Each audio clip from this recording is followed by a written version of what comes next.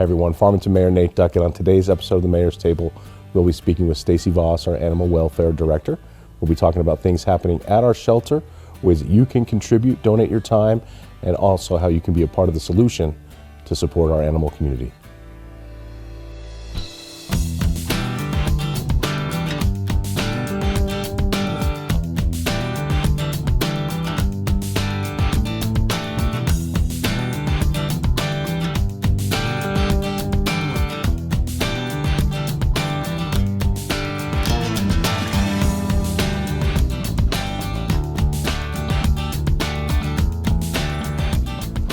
Hey everyone, Farmington Mayor Nate Duckett. Thank you for joining us for another wonderful episode of the Mayor's Table.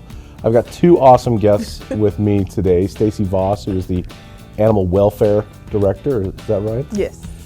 Here at the Farmington Regional Animal Shelter, and Wreath, Oh. who's excited to be on camera, excited to be out of the shelter. It was just calm 2 seconds ago. There we go. Wreath, the camera's on, so now he wants to be the actor. There you go. See? Well, thank you both for joining us today, and it'll be a great opportunity to kind of give an update on the animal shelter, things that are going on there, needs that you guys all have, and from me to you and to your staff, just a personal thank you for the work that you do in this community. And I know it's not always easy. Certainly we had some challenges here over the last few months at the end of 2022, but happy to see that we're kind of working our way out of that. Yeah, I appreciate it. 9 years that you've been. 9 years, yeah. That's awesome. It goes by quick. It does. It barely feels like 5. And this last year we had some changes because we had our veterinarian who'd been there for, Dr. Rachel had been there for a couple years. Yeah, since we were able to hire a veterinarian, she was our original.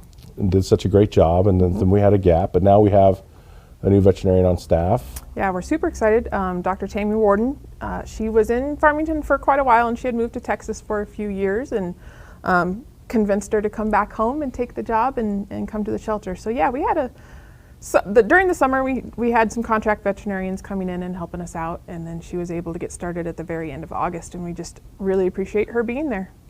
You know, I think back, it's probably been 10, 12 years. We found a Chihuahua in the parking lot of Walmart. He was clearly emaciated, very sick, and we had the old shelter at the time. And I took him down there, and I thought there would be a vet on staff, somebody who could look him over, check him in, do something. And they're like, well, we don't have a veterinarian. I thought, how strange, since that's what you do all day long is deal with animals who've been under duress and stress and injured. And so I think it's a really important component that we can provide that type of care.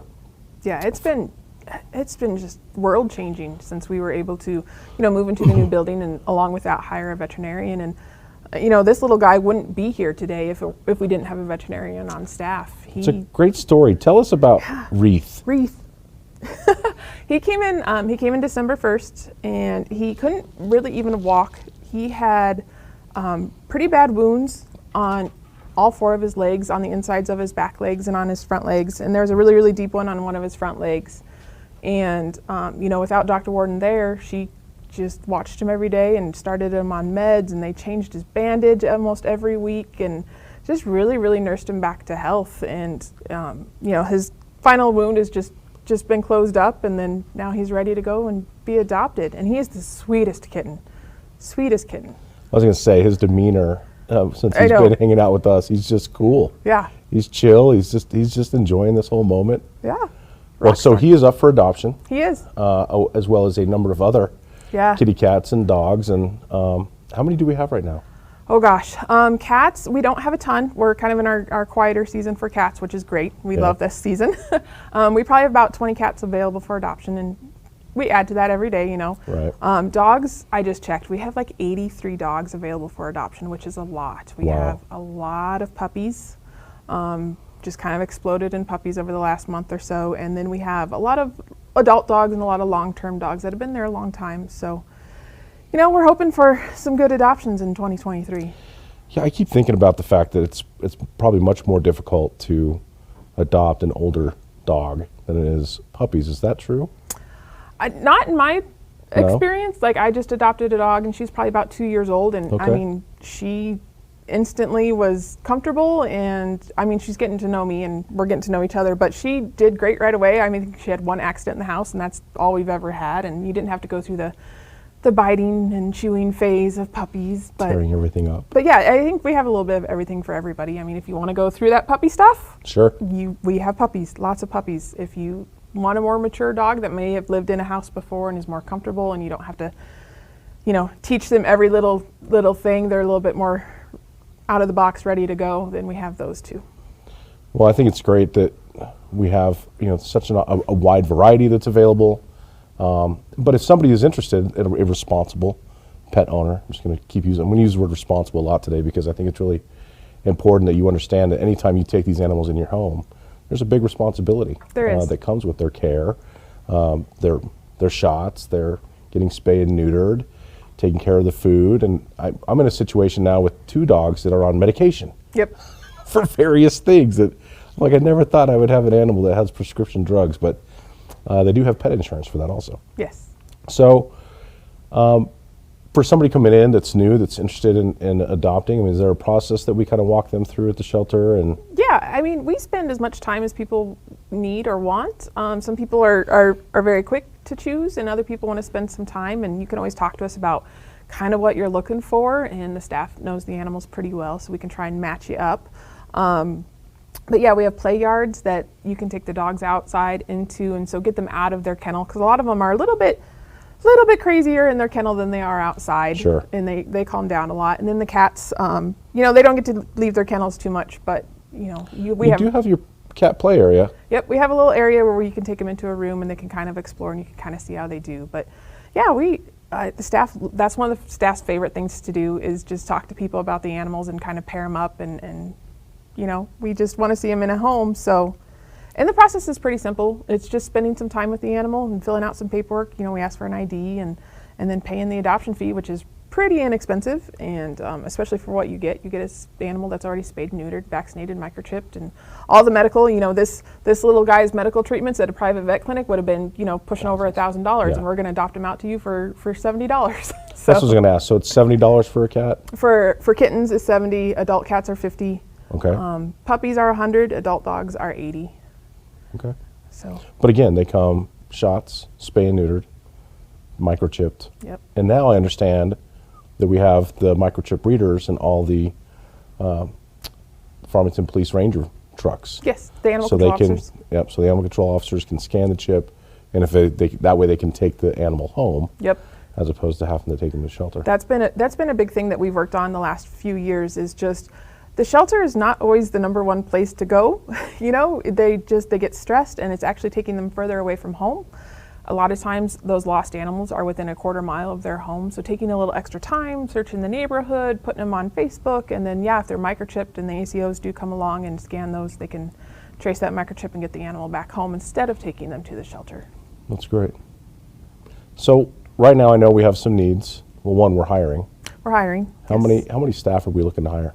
We have about 3 full-time positions, and then probably 3 or 4 part-time positions that we're looking to fill. And they're various, most of them are for the animal care technicians, the ones that are directly taking care of the animals. But we're going to have a few more different levels. We have our community programs assistant position is coming over, and that helps with our volunteers and our transfers and our fosters. Okay. So that's kind of a more higher level professional position. And then some full-time kennel care technicians too. So that opens up the next thing, because I know we're also looking for foster families. Always. And foster families, essentially, I mean, describe what they do.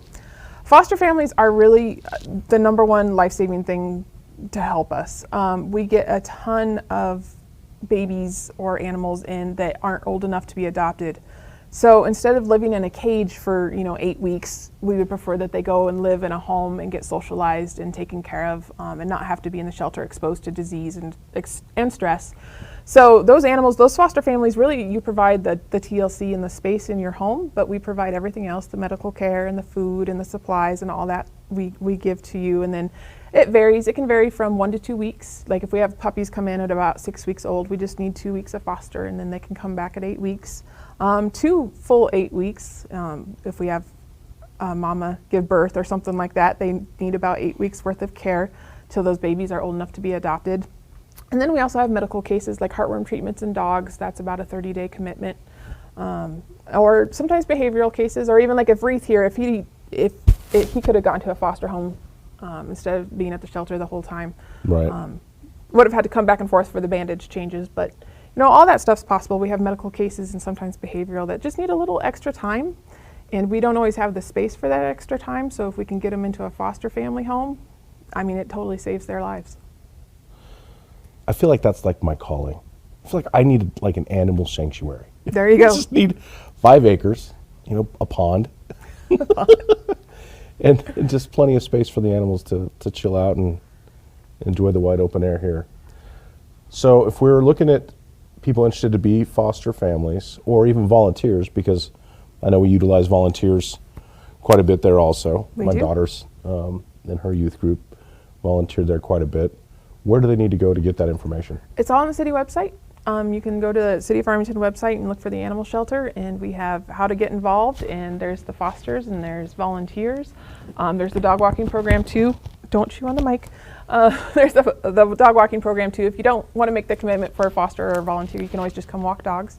And we have that on the website too. So I would just say this, there's no better place to walk a dog There isn't. than at Animas Park and on the Animas River. I need those afternoon breaks once in a while, and on Sure. those nice days I go for a walk just down by the river, and it just totally resets my mood, and No, it's a great place for it. It's a perfect location. Transport drivers. So Yeah.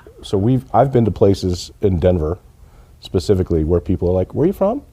"I'm from Farmington." "Well, that's where my dog is from." yeah. So I'm like, "Really? That's good happens. to know." So we send a lot of animals out of the area, and do. we're looking for transport drivers. Yeah, so transfers have made a big difference to us too. We used to do about 1,500 animals a year to different areas where they don't have such an overpopulation problem. That number has decreased since COVID, just with the travel restrictions, and then some other shelters are full and stuff like that too, but we're still looking for places to take them. So it always helps if we have drivers lined up willing to drive them. And we provide the vans and the gas money, and we'll even pay for your hotel and reimburse you for your food. If it's an overnight trip, we go anywhere from Albuquerque, which is about a 3-hour drive, to Phoenix or Denver, which is an overnight trip. So you drive up there, drop off the animals, stay the night in a hotel, or even with friends if you had friends in the area, and then Sure. head back the next day with an empty van. Again, that information is also located online. Yep. Great. And the public spay and neuter component. This is, a really important service that we put in, I guess, since we've got a vet. Yeah, so we started actually at the very end of November taking applications again. We started off with just cats. We were having the distemper situation with the dogs, so we wanted to wait a little bit on the dogs, but we started with the cats, and so we've started that at the end of November, and every week we do about 20, and we're taking applications for that, and that's online. And I really want to stress that is for low-income families. Sure. That whole program was designed to help low-income families with the cost of that surgery. I think there's a big difference between not wanting to afford it and just plain old not being able to afford it. So that program is up and running, and we're getting going. So How many were we doing a month when it was running full steam? Do you recall? We were doing about 1,500 a year, and COVID kind of changed things. So we've been doing about 750 a year, full steam. And we're looking for some other areas to get either a mobile clinic in here or a relief vet in here. We're still looking for options. It's just there's a huge veterinary shortage throughout the country, so some of that staff and those resources are hard to find, but we're working on it. So that's a good point. I think when we look at, there's a nursing shortage, there's a veterinarian shortage, there's, all these really important services that are provided in our communities that we really need our kids interested in. We need them to take a hold and come down to the shelter and see what goes on there and get involved. Volunteering is a great way to get introduced into kind of the operations. Yep. And if you love animals and caring for them, find a place where you can call that your home. Yeah, we've actually had several like high school or school age volunteers come for a summer or come for like an externship or an internship and then go on to vet school or go on to other like vet tech school and that type of thing, which is really exciting. So it's an awesome place to get your feet wet if you're interested in animal welfare and learning about it. Awesome. What other information would you like to share, Stacie? Just we're always looking for adopters in our community. These animals are coming from our communities, and we're having to adopt them out in our community since we aren't able to transfer as much as we have been in the past. And we have some great animals. I mean, look at this cat. Yeah, look at Wreath. My wife, she's going to watch this episode, and if I don't end up with this cat, I'm going to be surprised because he is a cool dude. Yeah. And he's only like 5 or 6 months old, so he's still a kitten, still a little baby. But yeah, you don't get cats just chilling like this very often. No. He's just got a great demeanor about him. Yeah, and that's one of the reasons too. Like, these guys steal our hearts. Anytime that they're there for any length of time for a medical reason or a behavioral reason, they just steal our hearts. So, and that is the big challenge, I think, too, in maintaining a staff that's willing to deal with some of these outcomes when you are working with them on a daily basis and you create that relationship. I'm a big believer in having a pet in the home and the value that they bring in. Human beings need that companionship. Oh, yeah. And certainly the animals that I got to think there's probably 3 times as many dogs in this county than there is people. Probably more. And it's our responsibility to take care of them. So it is something that if you're interested, just make sure you understand what you're getting yourself into and take the steps necessary to spay and neuter or come to the shelter and adopt one that's already spayed and neutered. Exactly. And not continue this population issue that we're having here locally in our area, and that's the best way that we can address it. Last question I have for you is with the feral cats. Do we have a feral cat program that people should know about? We do. We call it the Community Cat Program, and we started it about 2 years ago, and it has changed our world. And I'll be frank, years and years and years of just removing cats and essentially removing cats and euthanizing them has happened. I mean, since the 80s, 90s, even the early 2000s. And it was thousands of cats, and it didn't really work. Our cat problem, we do have a cat problem in the city and in the county. So we're trying something new. A lot of these cats are actually thriving where they are, or even the friendly ones are somebody's cat that they just happen to let out and are missing and didn't come to the shelter to come get. So what we're doing is we're spaying and neutering them and vaccinating them and basically putting them back where we found them. And so those cats act as a placeholder, and they don't allow new cats to come into the colony. They're spayed and neutered, they're not reproducing, and then the colonies will slowly die out. So it's a different approach. Some people are still, having a hard time accepting it, but it's really changed our world in the shelter because we now have space to help guys like Wreath. We now have space to help the cats that really need our help, that are truly homeless and are not outdoor cats, are not thriving, or those kittens that need a home. Sure. So we've been able to help more neonatal kittens, some younger kittens, guys like Wreath or cats with injuries that need a little bit extra TLC and time. We've had the space and time to do that. So that community cat program has really changed how we operate in the shelter, and we've been able, it feels good to put those spayed and neutered cats back into the community where they came from, where they've already been thriving, but now they're not going to be reproducing. And it's been going on for 2 years, which has been a kind of a wacky 2-year period. So if I'm wanting to see the outcomes as you described, which would be the decrease in the size of these feral colonies, we really need to see this kind of go on for the next couple of years. Oh yeah. To really see the benefits of it, but that's great. Yeah, so we're seeing instantaneous benefits in the shelter. In the shelter. In the community, we're going to see those benefits. They're coming. I know it's going to take a little bit longer. The problem didn't happen overnight. It's not going to get solved overnight. So if the community gives us a little bit of time and we keep going, you're going to see a difference. You're going to see less fights, less spraying, less kittens. Those nuisance behaviors that we know are out there, those are all going to be reduced by those cats being altered and not reproducing. Good. Well, Stacie, Voss, thank you for joining us. Wreath, thanks for hanging out with us today and being such a good kid. And if you're interested in adopting or volunteering or being a transport driver or donating blankets. We do need blankets and towels. So you take donations of food also? Yes, so we kind of do a pet pantry type thing. If you donate food, then we're able to donate it back out to those people who need it. Okay. And then, blankets and towels we're running a little short on, so we'd appreciate those donations too. Great. Well, you can come down to the animal shelter just off of Browning Parkway, going into the MOC there for the city of Farmington, right next to Animas Park. Come down, walk a dog, check out these wonderful cats and dogs, and sometimes there's turtles and guinea pigs. We do have turtles right now. Yep. Yeah. And find a forever home for these animals. Stacie, Voss, thanks for joining us. Thank you for having me. We appreciate you, and we'll see you here next time on the Mayor's Table.